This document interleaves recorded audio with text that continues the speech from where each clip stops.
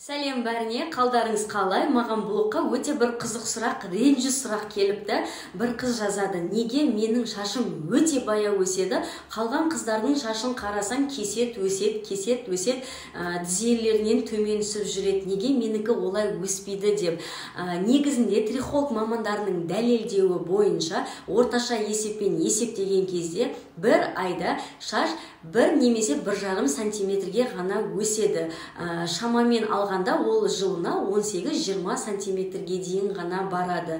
Яғни өте ұзын шашты өсіру үшін кемінде 5-6 жыл уақыт керек. Ал кейбірлерде болады, ол жаңа тұқым қуалаушылық не болмаса ағзаның өзінің жұмыс жасау процесі шашты айына 3-4 сантиметрге дейін жылдамдықта өсіре алады. Сол кісілердің шашы өте қалың және ұзын болып өседі. Бірақ ондай жағдай өте сирек кездеседі.